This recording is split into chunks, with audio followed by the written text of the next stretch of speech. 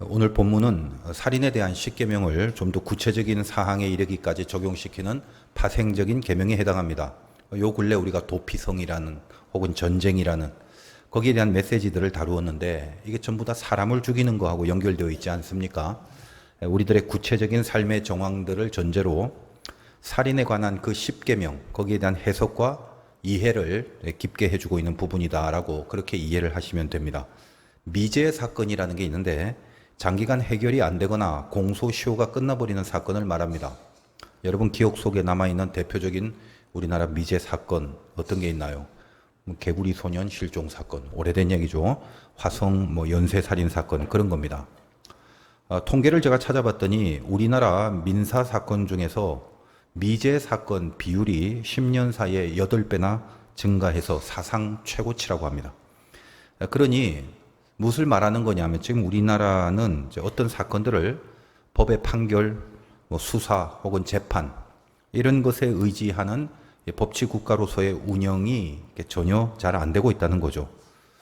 당하는 사람만 억울함이 날로 커져갑니다. 참 이 나라가 이렇게 점점 살기 힘들어지는 것 같아요. 요즘과 같이 수사의 시스템이 발달되고 국가수 같은 시설이 있다 하여도 이토록 많은 미제 사건이 발생하고 있는데 말입니다. 그 옛날에는 두말할 필요가 없겠죠. 오늘 본문의 내용이 그런 그 미제 사건에 대한 것입니다. 살인 사건이 났는데 누가 죽였는지 범인을 모르는 경우가 있습니다. 1절을 보겠습니다. 네 하나님 여호와께서 내게 주어 차지하게 하신 땅에서 피살된 시체가 들에 엎드려진 것을 발견하고 그 쳐 죽인 자가 누구인지 알지 못하거든. 자, 이 살인 사건이 어디서 일어나느냐 하면 하나님이 너에게 주어서 차지하게 하신 땅, 그러니까 그 땅은 가나안이고 약속의 땅이죠. 바로 그 땅에서 살인 사건이 나더라는 것입니다. 시체가 들에 엎드려져 있다고 하는데 여기 들이라는 히브리어 사데라는 말은 사람의 손이 닿지 않는 땅, 다시 말하면 농사라든지 경작을 해오던 땅이 아니라 전혀 외딴 곳, 외진 곳을 말합니다. 무슨 말입니까? 과실치사가 아니란 말이죠. 고의를 가지고 거기서 사람을 죽였다는 걸 말합니다. 창세기에 보면 가인이 아벨을 죽일 때 그 첫 살인 사건, 인류 최초의 살인 사건 그것도 들에서 죽입니다. 그때도 사대라는 동일한 단어로 기록되어 있는 겁니다. 고의로 살인을 한 거죠. 죄라는 것이 참 지독하지 않습니까? 그 당시 가인과 아벨 당시에 하나님이 함께 하시는 그 얼마 되지도 않는 인간들 사이에서도 살인을 하는 죄가 나오더라는 거예요. 하나님은 살인의 죄를 엄중히 다루십니다. 살인이라는 것은 생명을 없애는 건데 그 생명이라는 건 하나님이 주신 거잖아요. 근데 하나님이 주신 생명을 인간이 빼앗아 죽인다는 거, 이건 하나님에 대한 가장 심각한 대적 행위가 되는 겁니다. 가인은 이미 그 제사를 하나님이 받지 않았을 때부터 그의 정체 자체가 하나님을 대적하는 수준의 인간이었다는 것을 말해주고 있으며 그러한 가인의 죄성이 대대로 인간의 세계 속에서 지금까지도 자행되어 오는 그 모습을 통해서 이 세상은 여전히 지독한 죄성으로 가득하다는 것을 부인할 수 없게 되는 것입니다. 옛날에는 이렇게 미제 사건이 발생하면 그저 시간이 지남에 따라 흐지부지하게 되어버리는 일이 태반이었습니다. 그러나 이스라엘은 하나님 백성 아닙니까? 세상은 그렇게 돌아갈지 몰라도 너희들은 세상이 그렇게 돌아가는 것과 동일하게 살지 말라는 거예요. 그래서 하나님은 이 미제 사건을 어떻게 해결해야 할 것인가를 오늘 말씀을 통해서 가르쳐 주십니다. 자, 지금 여기서 초점이 어디에 있는지를 잘 인지하고 오늘의 내용을 파악하셔야 됩니다. 살인한 사람을 어떻게 잡아갖고 벌을 줄 것인가, 여기에 초점이 있지 않습니다. 하나님이 살인한 자를 모르시겠습니까? 만약에 처벌 자체의 목적이 있다면 하나님이 야 얘가 살인자야, 살인자를 다 알려줘서 벌을 내리면 되는 겁니다. 그러나 중요한 것은 지금 가나안 땅에서 벌어지는 사건을 전제로 하고 있는 내용이죠. 너에게 주어 차지하게 한 땅, 거기서 이 살인 사건이 나면 이게 전제입니다. 그 땅이 어떤 땅이에요? 하나님이 통치하는 땅입니다. 그 애굽이 아니에요. 거기는 분명히 하나님이 통치하는 영역인데도 살인이라는 가장 심각한 죄성이 나타나고 있다는 사실입니다. 믿음 안에서 죄들이 나타나는 것, 그걸 말합니다. 너희가 정말 하나님의 백성이라면 그 믿음 안에서 나타나는 그 죄에 대해서 어떤 의식을 가지고 살아야 하는가? 세상의 다른 이방 족속이 하는 것과는 다르게 어떤 점에서 너희들은 구별됨을 지켜야 하는가, 거기에 대한 가르침이더란 말입니다. 비단 오늘 이 살인의 죄뿐만 아니라 우리가 믿음을 가지고 산다면서 그러면서도 수많은 죄악들을 저지르고 살지 않습니까? 이게 문제의 핵심이라는 말이에요. 가나안 땅, 즉 믿음의 영역에서 죄가 드러나고 있다는 겁니다. 쉽게 말하면 교회 다니는데, 예수 믿는데, 신자인데, 근데 죄가 저질러지고 있다는 거예요. 그것이 오늘 이제 하나님이 주어서 차지하게 한 땅에서 살인죄가 발생했다는 내용으로 상징되고 있습니다. 우리가 예수를 믿고 살고 있지 않습니까? 그렇다면 그 믿음 안에서 우리가 가장 중요시해야 될 내용이 무엇입니까? 여러분이 뭐가 지금 제일 중요합니까? 신앙생활하면서 가장 관심 있는 그 부분이 무엇인가요? 오늘 말씀 제목이 관심인데, 관심의 사전적 정의가 뭐냐면 마음이 끌려서 주의를 기울임, 이렇게 정의를 하고 있습니다. 내 마음이 끌려서 주의가 그쪽으로 기울어지는 거, 그게 관심인데 그 여러분의 관심이 무엇입니까? 예전에 제가 어떤 모임에서 자기가 관심 있어 하는 단어를 종이에 10개 적으라고 하고 1번, 2번 중에 또 하나 선택해라, 3번, 4번 중에 하나 선택해라, 그런 식으로 이제 지우고 5개 남기고 또 그걸로 또 서로 짝을 지어서 지우고, 그래서 최종적으로 단어 하나만 딱 남게 하는 그런 걸 한 적이 있는데, 저는 마지막에 남은 단어가 진리였습니다. 제가 제일 관심 있어 하는 것이 진리더란 말이죠. 거기에 제가 동의를 했습니다. 정확하더라는 생각이 듭니다. 여러분의 관심은 뭡니까? 잠시 한번 자기 안을 들여다 보십시오. 무엇이 여러분의 관심입니까? 관심이란 한자가 빗장관의 마음심, 그러니까 마음에 빗장을 딱 걸어갖고 꼭 붙들어 둠, 이 뜻입니다. 여러분 가슴에 걸려있는 그 관심, 꼭 붙들어 두고 있는 그게 어떤 것이냐라는 말입니다. 이것을 염두에 두면서 이제 오늘 본문을 잠시 한번 살펴보도록 하겠습니다. 2절 봅니다. 너희 장로들과 재판장들은 나가서 그 피살된 곳의 사방에 있는 성읍의 원근을 잴 것이요, 범인을 모르는 경우 성읍의 대표격으로 장로들과 재판장들을 세워서 조사를 하게 합니다. 자, 그들은 이제 피살된 곳에서부터 거리를 재요. 여기서 가장 가까운 성읍, 여러 성읍이 있을 건데, 그렇죠. 지파들이 땅을 나누어 가지면서 성읍을 이루어 사는데 가장 가까운 성읍이 어딘지 그걸 밝힙니다. 3절과 4절입니다. 그 피살된 곳에서 제일 가까운 성읍의 장로들이 그 성읍에서 아직 부리지 아니하고 멍에를 매지 아니한 암송아지를 취하여 그 성읍의 장로들이 물이 항상 흐르고 갈지도 않고 씨를 뿌린 일도 없는 골짜기로 그 송아지를 끌고 가서 그 골짜기에서 그 송아지의 목을 꺾을 것이요. 가장 가까운 성읍이 이제 정해지면 재봤더니 여기네. 그럼 그 성읍 안에 있는 멍에를 메어보지 못한 암송아지를 취해서 사람의 손이 닿지 않는, 다시 말해서 농사나 경작이나 이런 걸 한 적이 없는 물이 흐르는 골짜기로 데리고 가서 그 송아지의 목을 꺾어서 죽이라고 합니다. 이런 행위들은 제사의식은 아닙니다. 제사를 할 때 송아지 목을 꺾는 행위는 없단 말이에요. 단지 의식인데 이 의식은 두 가지 영적 의미가 있는 거죠. 그 살인자를 상징적으로 송아지를 죽임으로 죄에 대한 벌을 내린다라는 그런 내용이고, 그리고 멍에 매지 않는 송아지라는 말은 우리가 이미 잘 알다시피 구약의 모든 제사와 희생제물은 예수 그리스도를 상징하는 바 성결한 때묻지 않은 주님을 의미하는 것으로서 이 예수의 죽음, 이것이 죄를 대신한다라는 그런 영적 메시지를 상징한 것입니다. 5절을 한번 보겠습니다. 레위 자손 제사장들도 그리로 갈지니 그들은 네 하나님 여호와께서 택하사 자기를 섬기게 하시며 또 여호와의 이름으로 축복하게 하신 자 모든 소송과 모든 투쟁이 그들의 말대로 판결될 것이니라. 그 지방 성읍이 아니라 이 사건이 일어났을 때는 중앙에서 제사장, 레위족 속 제사장들이 파견이 돼요. 그렇다면 이 의식이 어떤 한 지역적인 한 섹터에 국한된 내용이 아니라 중앙까지 가서, 다시 말하여 이스라엘 전체를 겨냥하는 영적 의미가 있다는 걸 알려주는 것입니다. 6절과 7절 보겠습니다. 그 피살된 곳에서 제일 가까운 성읍의 모든 장로들은 그 골짜기에 목을 꺾은 암송아지 위에 손을 씻으며 말하기를 우리의 손이 이 피를 흘리지 아니하였고 우리의 눈이 이것을 보지 못하였나이다. 가장 가까운 성읍, 거기에 있는 장로들이 이 송아지를 죽인 후에 그 송아지 위에 물로 손을 씻습니다. 이 죄와 무관하다라는 결백을 상징하는 행위를 하는 거죠. 8절 9절 마지막까지 봅니다. 여호와께서 주께서 속량하신 주의 백성 이스라엘을 사하시고 무죄한 피를 주의 백성 이스라엘 중에 머물러 두지 마옵소서 하면 그 피 흘린 자가 사함을 받으리니 너는 이와 같이 여호와께서 보시기에 정직한 일을 행하여 무죄한 자의 피 흘린 죄를 너희 중에서 제할지니라. 이렇게 하나님 앞에 마지막으로 용서를 구하고 이 살인한 죄에 대하여 이제 책임을 벗게 한다라는 그런 내용입니다. 다시 이제 돌아가서 여러분에게 가장 중요한 게 뭔가요? 여러분 오늘 이 무더운 여름철날 왜 여기 앉아 계십니까? 우리 모든 신앙의 궁극의 목적이 뭐죠? 구원입니다. 구원은 예수를 믿어야 받는 겁니다. 구원이 나오고 별 상관없는 사람들은 지금 이 자리에 괜히 앉아 있는 거죠.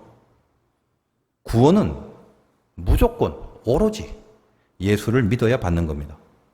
그럼 예수를 믿는다는 증거가 뭐죠? 주일에 교회 의자에 앉아 있으면 되는 건가요? 아니면 뭐 목사나 장로나 권사나 집사나 그런 직분을 받으면 또 구원을 받은 건가요? 아닌 줄 아실 겁니다. 구원받지 못한 목사도 얼마든지 목회할 수 있어요. 예수를 믿어야 돼요. 오로지 그것뿐입니다. 그러면 다 아는 얘기인데 예수를 믿는다는 증거가 뭐냐라는 거예요. 여러분이 예수를 믿는 증거가 뭐예요? 하나님의 영이 내 안에 들어와 있는 것, 그것이 예수 믿는 자의 증거입니다. 그럼 영이 뭔가요? 우리가 요한복음 설교 때 제가 여러 번 말씀드렸죠. 바람이 임의로 불매, 어디서 왔다가 어디로 가는지 모르는 것, 그것이 영으로 난 사람이다라고 기록되어 있습니다. 어디서 왔다가 어디로 가는지 모른다는 뜻은 그 영은 내가 만든 게 아니라는 거예요.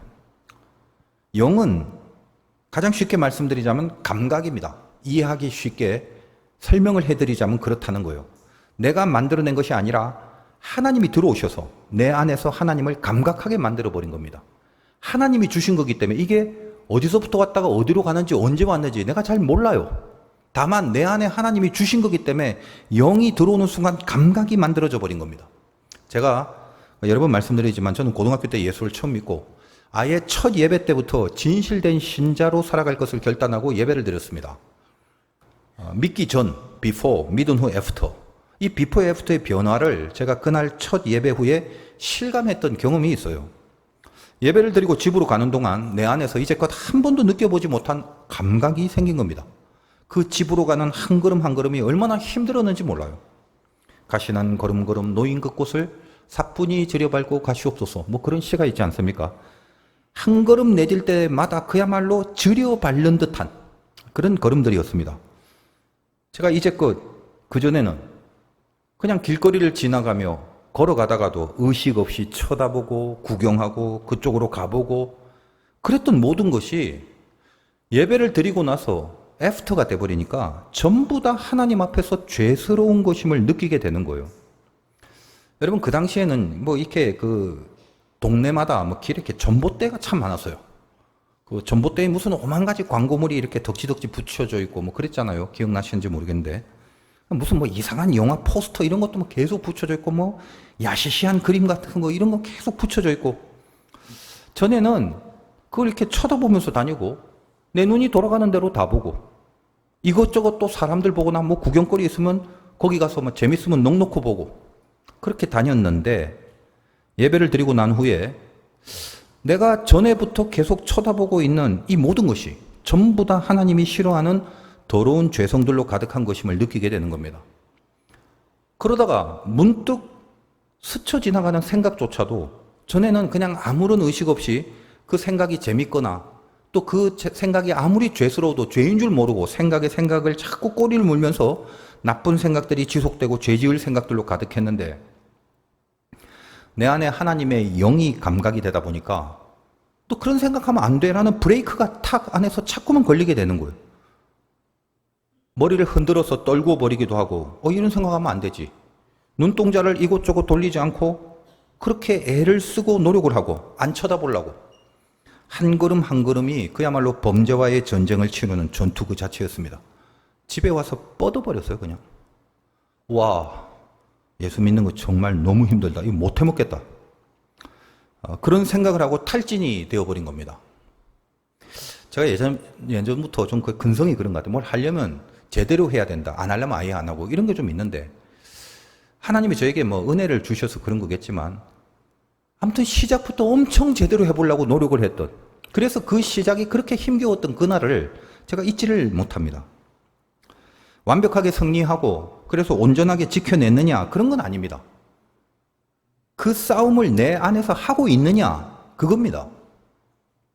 정도 차이는 있겠지만 만약에 교회를 다니고 믿음 생활을 한답시고 하는데 방금 말씀드린 이런 종류나 이런 원리들로서의 이 감각과 이 의식과 이 싸움들이 전혀 없다면 단언컨대 예수를 믿는 것이 아니라는 것을 명심하시기 바랍니다. 혹시 뭐 초신자나 아직 신앙의 그 시작점에 있는 분들은, 아직 하나님의 간섭과 섭리가 본격적으로 들어가지 않는 그런 사람들은 오해하지 말기 바라요. 저는 목사님이 말하는 그런 정도 감각이 있지는 않은데 그럼 나는 아닌가 보다, 그렇게 포기하지 마시고요. 적어도 그런 시작을 언제 어떤 식으로 하나님이 이끌어 가실지는 사람마다 다르기 때문에, 교회에 불러놓고 수십 년 만에 그런 시작을 하는 사람도 있어요. 그러니까 사람마다 다 다르기 때문에 구원이라는 것, 예수를 믿는다는 것, 하나님의 영이라는 것, 그런 개념이 무엇이어야 하는지를 일단은 알아야 되잖아요. 일단 그거를 이해하시고 알고 분발과 시작의 시간들을 새롭게 가지시기만을 간절히 하고 있겠습니다. 지금 제가 말씀드린 내용은 적어도 예수를 믿게 된 자들에게는 예외 없이 있어야 할 내용인 것만은 틀림없다는 것을 기억하시기 바랍니다. 하나님의 영이 있으면 죄가 싫어집니다.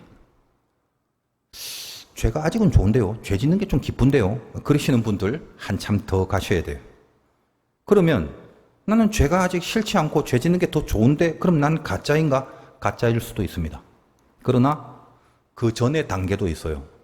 아직은 내가 성숙되지 않고 믿음이 아직 충만하지 못해서 죄가 싫지가 않고 죄를 짓는 게 참 좋고 땡기고 그러긴 하는데, 저 깊은 곳에 그 전에 죄가 싫어지는 사람이 되었으면 좋겠다라는 그 마음, 그 사실만큼은 내가 동의하고 있는 그 단계가 있다는 것입니다. 그건 시작하신 거예요. 억만금을 주더라도 내가 내 안에서 만들어낼 수 없는 감각입니다. 설교를 하면서 느끼는 거지만 교인들이 이 고난에 대한 설교를 제일 집중해서 잘 듣습니다. 뭔가 이렇게 고난을 이기는 그런 믿음의 방법이라든지, 기도 열심히 해서 문제를 해결하는 내용이라든지, 어려운 상황이지만 하나님의 도우심으로 극복해내는 그런 승리들에 대한 설교는 집중을 잘합니다. 그 집중을 잘한다는 것은 여러분들 말로는 그걸 은혜 받았다라고 표현하는 그런 모습입니다. 안에서 뭔가 힘이 나고 용기가 되는 그런 내면의 상태가 되면 은혜 받았다고 여깁니다. 물론 그게 은혜 맞죠. 그것도 은혜입니다.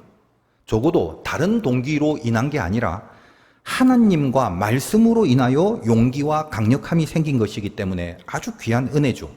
자, 그런데 죄 짓지 말라는 설교를 하면 뭔가 찔리긴 하는데, 말씀을 향해서 내가 바라고 기대하는 그 내용의 순번에서는 죄 짓지 말라는 설교가 저 밑으로 밀려버립니다. 오늘 여러분 싫든 좋든 명심해야 될 게, 은혜 중에 은혜, 최고의 은혜가 뭐냐 하면 죄 짓지 않겠다는 마음이 생기는 거예요. 이게 최고의 은혜입니다. 신나는 게 좋은 게 아니에요. 여러분 무속신앙에서는 신명난다라는 말, 그게 신난다, 신바람 난다, 그래서 무지하게 좋다, 그럴 때 쓰는 말입니다. 신명난다는 것은 신접의 상태에서 강력한 에너지를 느끼게 되는 그 경지를 말하는데, 기독교는 신명나는 거 없어요. 무속신앙이라는 건 죄를 해결하는 곳으로부터 신접하는 경지를 연결하는 그런 내용, 그건 1도 없는 게 무속신앙입니다. 그 사람의 죄가 있든 말든 죄하고는 아무런 상관이 없어요. 그를 지배하는 귀신의 힘이 들어오기만 하면 되는 겁니다. 그러니 한 개가 아니라 많이 들어오면 많이 들어올수록 좋죠. 친구까지 불러서 7귀신이 다 들어오면 무지하게 신명이 나는 겁니다. 한 개가 아니라 많은 게 들어오는 것, 이걸 만신이라고 그래요. 그래서 무속에서는 동자신, 애기신, 할매신, 산신령 이런 것보다는 만신의 파워가 훨씬 강력합니다. 무속 좀 아는 사람들은 그래서 일부러 만신집을 찾아가요. 우리가 믿는 하나님 아버지는 차원이 다릅니다. 그분은 거룩이십니다. 힘내기 전에 죄를 끊으라고 하시는 분이에요. 죄를 가진 채 자기의 힘을 내는 건 우상이라고 합니다.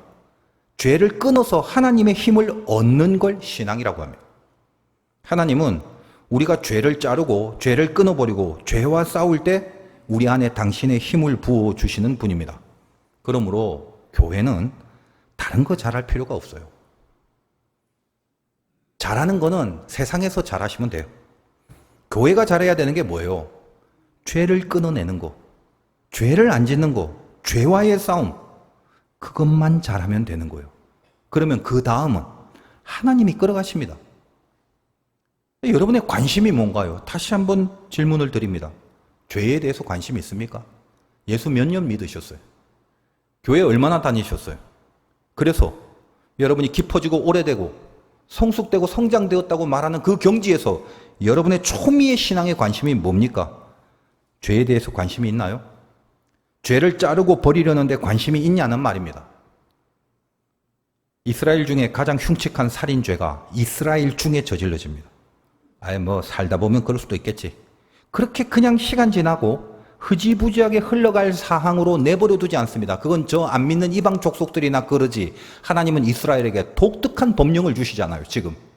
흐지부지하게 넘어가지 마라. 오늘 미결의 살인죄를 향해서 하나님이 저들에게 명하신 내용들을 잘 한번 묵상해 보기 바랍니다. 뭘 어떻게 해야 한다는 구체적인 방법론들이 중요한 게 아닙니다.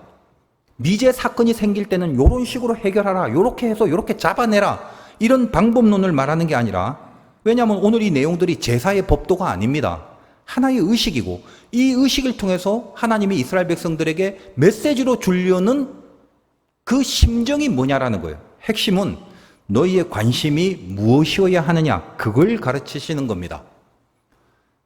잘 한번 생각해 보세요. 이제부터. 오늘 본문이 왜 우리에게 관심이 무엇인가를 가르치는 메시지가 되는지. 살인죄가 드러났습니다.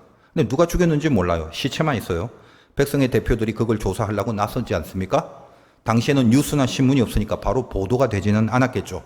근데 이미 대표들이 조사단을 꾸려서 나옵니다. 그 조사단 중에 한 명이, 야, 오늘 살인사건이 났는데 나 오늘 우리 애 유치원에 못 데려다 줄 것 같다. 여보, 나 현장 나가봐야 돼. 이제 그러는 거죠. 그랬더니 이제 엄마가 그 할아버지 할머니 전화합니다. 아버지한테 전화하죠. 자기 아버지한테. 오늘 애 아빠가 그 살인죄 조사로 현장 나가야 된대요.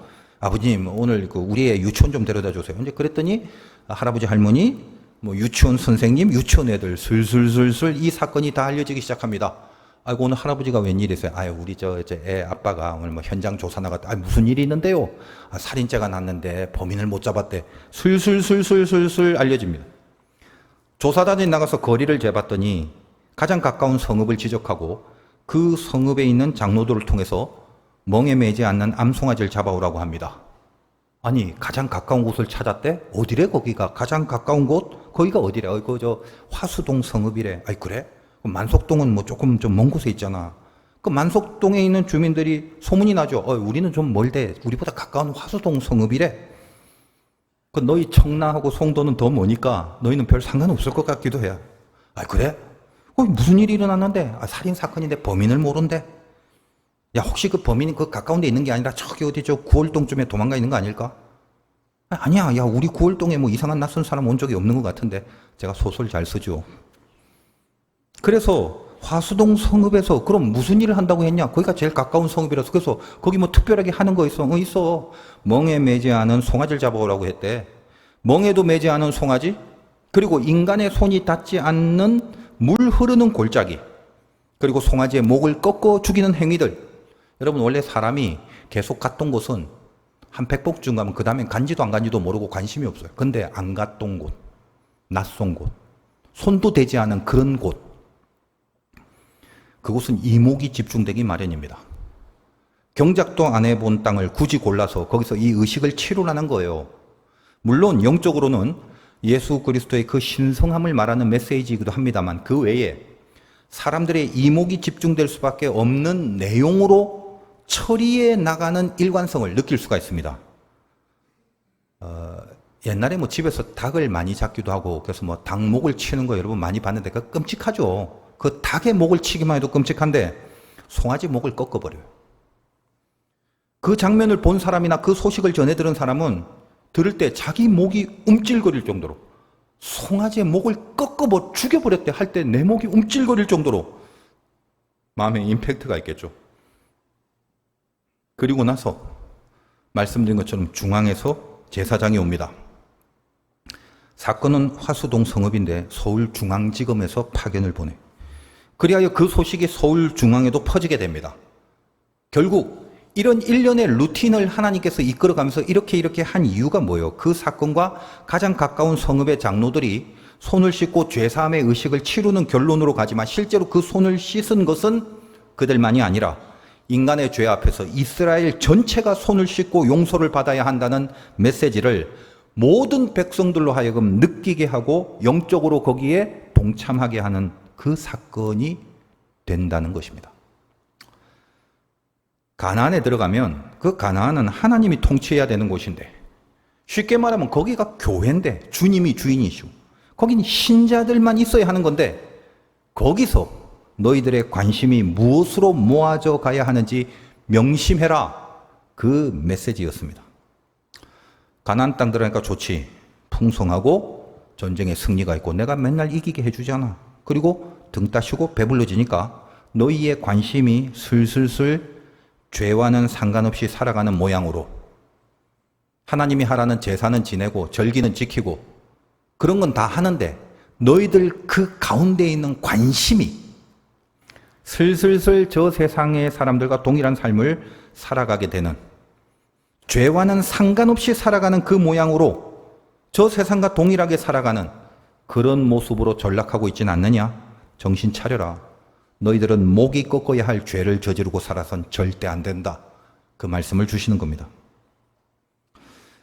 교회의 죄들, 기독교의 죄들, 신자들의 죄들, 성직자의 죄들, 그것이 이슈가 되고 사건이 되고, 그래서 요즘같이 매스컴이 발달된 사회를 살다 보니까 전부 이게 뉴스가 되고 세상 사람들로 다 알게 되고 교회의 영적인 위신이 바닥을 치는 시대를 살고 있습니다. 다 그런 건 아니지만 대형 교회와 교인들이 많은 교회일수록, 메가처치라고 하죠, 그럴수록 죄가 많이 드러나고 사건 사고가 커지는 모습을 보게 됩니다. 작은 교회들은 비교적 덜합니다. 왜 그럴까? 작은 교회라고 뭐 더 선하고 믿음이 더 좋고 그런 건 아니지 않겠습니까? 작은 교회는 죄를 지을 돈이 없습니다. 작은 교회는 죄를 지을 권세나 능력과 세력이 없습니다. 자꾸만 커지고 돈도 많아지고 사람 숫자가 많아지고 세력이 커지고, 그러니까 뭘 자꾸 해야 할 것 같거든요. 뭐요? 보여줘야 돼. 과시해야 되고, 이렇다라는 것을 통해서 뭔가 지금 움직여지고 있다라는 것을, 그걸 나타내 보여야 되는 거죠. 그러니 뭘 합니까? 돈을 쓰는 행사들 해야 되는 거죠. 뭘 자꾸 지어야 되고, 뭘 자꾸 세워야 되고, 뭘 자꾸 만들어야 하고, 그러다 보니 이렇게 하자 저렇게 하자 등등 그 규모가 커지고 숫자가 많아지다 보니까 어떤 작은 걸 하더라도 그 안에 딸린 수많은 이권과 이익들이 난무하고 있을 때에 그 이권과 이익을 얻기 위해서 그 모든 행사들이 운영되는 동안 싸우고 다투고 지지고 볶고 그렇게 갈라서고 씩씩거리고 살아갑니다. 원수를 사랑하라는데 오히려 원수 만드는 일에 앞장서 있게 됩니다. 제가 군목 시절에 개신교의 모든 교단들이 다 같이 사역을 하다 보니까 참 이해가 안 돼요. 교단별로 싸우는 일이 많더라고요. 그 교단이라는 게 하나님 위해서 사역하라고 교단을 만들어 줬는데 하나님 위해서는 다 사라져버리고 교단별, 다시 말하여 교단끼리 싸웁니다. 좋은 의미에서 선의의 경쟁을 한다고 누가 말하던데, 솔직히 말하면 선의의 경쟁이라는 말은 누구를 위한 선의를 말하는지 그건 세상에서 하는 말이고, 뭐가 선의예요? 우리는 오로지 하나님밖에 없죠. 어떤 교단이든지 간에 그건 하나님을 중심으로 하나님을 위해서 세워진 것이죠. 이 뻔한 얘기를 누가 모릅니까? 그런데 서로 경쟁을 하고 어디서 뭘 했는지, 쟤는 저런 거 했단다, 장로교는 이거 했단다, 감리교는 그럼 이렇게 해야지, 그럼 성결교는 이렇게 해야지, 뭐 하고 있냐 우리는? 서로 다투어. 그런 싸움 하자는 게 아니잖아요. 같은 교단 안에서도 마찬가지죠. 그렇게 교단끼리 싸우다가 자기 교단 안으로 들어가면 화평한 줄 아십니까? 더 치열하죠. 교단 안에 들어오면 교단끼리는 싸우다가 자기 교단 안에 들어오면 이제 그 교단 안에서 어떤 학교냐, 어떤 학교 출신이냐 이걸로 또 다투고 갈라지고 그럽니다. 죄를 안 짓겠다는 영적 관심이 없단 말이에요. 누가 더 커지냐, 누가 더 이기냐, 누가 더 세냐 오로지 그것을 하느라 거기에 인정받으려고. 죄에 대한 의식과 감각은 전혀 관심조차 없어지더라는 말입니다. 가나안의 12지파가 땅을 분배받고 살아가면서 힘들게 광야에서 살다가 가나안에 들어가니까 땅이 다 공짜로 분배가 돼. 누구 땅이 더 크냐? 혹은 저번에 다루어 본 내용이지만 땅의 경계표를 슬쩍 옮겨갖고 자기 땅을 더 크게 하려는 수작들이 있다는 거죠. 그 땅에 왜 들여보내준 건데 거기서 너희는 지금 뭘 하고 있는 거냐? 너의 관심이 도대체 뭐냐? 그 지적을 하는 것입니다. 그래서 오늘 첫 절이 뭐죠? 내가 너에게 차지하게 한 그 땅에서 가나안 땅에까지 들여보냈는데 거기서 여러분 광야는 어렵고 힘드니까 하나님 이것만 좀 벗어나게 해달라는 간절함으로 얼마나 기도를 하고 살았겠습니까? 낮에 구름기둥 보고 밤엔 불기둥 보고 구름기둥은 영적으로 말씀이며 불기둥은 영적으로 기도니까 말씀과 기도를 하지 않고서는 하루도 살아내지 못하는 그런 영적인 가난함이 있었는데 이제 가나안에 딱 들어와 보니까 땅도 공짜로 받지 전쟁도 다 이기게 해주지 양식도 풍성하지 기름이 끼기 시작하는 순간 이 가나안이 하나님의 통치를 받아야 하는 곳임은 잊어버리고 죄를 저지르면서 이방 족속과 다를 바 없이 그 인생들을 살아가게 되더라는 것입니다. 여러분 예수 믿고 산다면서 신앙생활 하시면서 도대체 무엇에 초미에 관심을 두고 살아가시나요? 신앙이 무슨 레저나 교양이나 취미생활인가요? 오랫동안 해왔던 습관의 연장선 속에 있는 그저 그런 내 삶의 문화의 한 부분입니까? 천국이냐 지옥이냐를 가름하는 살떨리는 분기점을 놓고 생명이냐 죽음이냐가 결정되는 숨막히는 영적 현실이라는 것을 다 잊어버리고 살아가십니까? 목이 꺾여져야 하는 죄가 내 안에 있음을 잊지 마시기 바랍니다. 그 죄를 씻어주기 위하여 대신 죽으신 예수님의 그 은혜를 믿는다면 내가 싸워야 할 것은 전부 다 내 안에 있는 죄들임을 알게 되는 각성이 일어나야 마땅할 것입니다. 여러분 하나님의 사람으로 살아가고 싶은 마음 정말 있으신가요? 여러분 늘 예배를 드리면서 여러분 마음속에 어떤 그 로망이 뭐예요? 난 하나님의 자녀니까 내가 한번 하나님의 사람답게 살아봐야지. 죄와 치열하게 한번 싸워보고 하나님의 기쁨과 하나님의 인정을 받는 그런 진짜 신자된 삶을 한번 살아봐야지. 이런 이 마음속의 영적 갈망들이 여러분 가슴속에 있냐 이 말이에요. 죄를 의식하셔야 됩니다. 내 관심이 어떻게 하면 죄를 싫어하고 어떻게 하면 죄를 안 짓고 잘라버릴 수 있을까? 그 관심이 있으셔야 한다는 것입니다. 그 일에 성공하느냐 실패하느냐는 두 번째고 그 관심이 내 안에 있어야 된다는 거예요. 여러분 영어로 관심이 interest인데 inter라는 것은 둘 사이의 관계를 말하고 뒤에 ist는 최상급이에요. 관계의 최상급. 하나님과 나 사이에 이 관계의 최상급 뭐죠? 죄에 대한 감각이 살아있느냐로 따지는 거예요. 어떠세요? 말씀드리니까 죄에 대한 감각이 한번 살아날 것 같은 느낌이 조금이라도 드십니까? 그러면 할렐루야고 그러면 다행이죠. 그러나 오랫동안 방치를 해두면 죄도 중독이 돼버립니다. 중독이란 단어는 영어로 어딕션이라고 그러는데 이건 라틴어로 양도한다는 뜻이에요. 그러니까 노예가 된다라는 표현을 할 때 그 운명을 주인에게 양도한다. 이 단어로 사용되는 것이 중독이란 뜻의 원래 의미입니다. 노예가 뭐예요? 자기 의지가 없어요. 왜? 양도된 상태예요. 자기가 스스로 헤어날 능력이 없는 상태를 말합니다. 그게 중독이다 이 말이에요. 여러분 제가 아무리 목이 터져라 외치고 아무리 피를 토하듯 설교를 해도 죄 짓지 말라는 말이 중독된 자들에게는 아무런 효험이 될 수가 없을 것입니다. 비단 중독이라니까 무슨 알코올이나 담배나 마약이나 게임이나 도박이나 뭐 그런 특정한 것에 의한 중독만을 말하는 게 아닙니다. 죄는 그 죄 자체가 그 자체가 중독이 되는 속성이 있다는 거예요. 뭐죠? 양도되는 거예요. 그러니까 누구에게 그 영혼을 양도하게 되느냐? 사탄입니다. 우리는 하나님께 양도돼야 될 영혼인데 그 방향, 즉 관역을 빗나가 버리는 거죠. 죄는 그래서 하마르티아라고 수없이 말씀드렸죠. 빗나간 화살이란 뜻이에요. 여러분의 영혼이 사탄에게 양도된 것은 어떤 증상으로 확인할 수 있냐? 하나님의 제어를 받지 않는 상태가 된 건데 그 증상이 뭐냐 하면 내 맘대로 하고 싶다는 생각을 버리지 않는 겁니다. 잘 들으세요. 마지막으로 이게 얼마나 심각하고 무서운 지적인지 모릅니다. 사탄이 인간에게 들어오는 원죄가 뭐냐? 선악과잖아요. 얼마나 많이 말씀을 드렸습니까? 선악을 분별하는 일에 하나님과 같아진다. 이게 무슨 말이에요? 내 영혼과 운명과 내 선택과 판단과 결정을 하나님께 양도하지 않겠다는 거예요. 우리는 그러면 두 가지입니다. 하나님이 통치하느냐, 사탄이 통치하느냐. 내 맘대로 하고 싶다는 생각은 내가 하고 싶은 걸 한다는 게 아니라 사탄이 하라는 대로 한다는 뜻이에요. 그래서 죄와의 싸움이 어떤 건지 아시겠습니까? 아유, 설교를 들어도 죄와 싸운다는 거 잘 모르겠는데요. 이것부터 생각하세요. 간단합니다. 내 맘대로 하고 싶다는 근성을 버리는 싸움을 하셔야 합니다.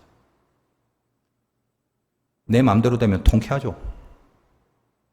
근데 통쾌한 인생만 살아가다 보면 사탄이 통쾌해야 한다는 이 무서운 사실을 기억해 주시기 바라요. 사탄을 통쾌하게 만들어주고 나는 죽음으로 가버리게 됩니다. 그러나 내 맘대로 하고 싶은 근성을 송아지의 목을 꺾듯이 꺾어버리면 처음에는 불쾌합니다. 그러나 그 위에 손을 씻어서 죄를 제거하여 버리는 순간 저 깊은 곳에서 진정한 은혜의 강물이 흘러나오게 될 것입니다. 나의 불쾌함이 하나님을 통쾌하게 한다는 이 깊은 십자가의 진리를 깨달을 수 있다면 여러분은 진짜 신자의 삶을 시작한 것임에 틀림없을 것입니다. 여러분이 해야 될 게 뭡니까? 여러분의 초미의 관심사가 뭡니까?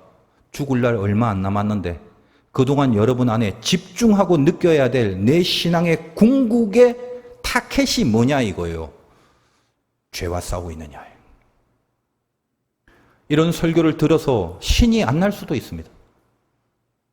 그러나 이것은 은혜 중에 은혜요. 진리 중에 진리이기에 이걸 놓치고 다른 것들을 붙들고 살아가면서 기독교는 타락하게 된 것입니다. 여러분 안에 은혜가 임했으면 좋겠습니다. 누가 물어보면 말입니다. 너 교회 다녀? 응, 다녀. 너 교회에서 직분이 뭐야? 나 목사야. 그래? 그럼 교회에서 무슨 일을 해? 내가 하는 일은 죄와 싸우는 거야. 그것이 목사인 저로부터 시작하여 저 주일학교 학생들까지 우리 모든 영적 이스라엘의 대답이 되어 주시기를 주님의 이름으로 축원드립니다.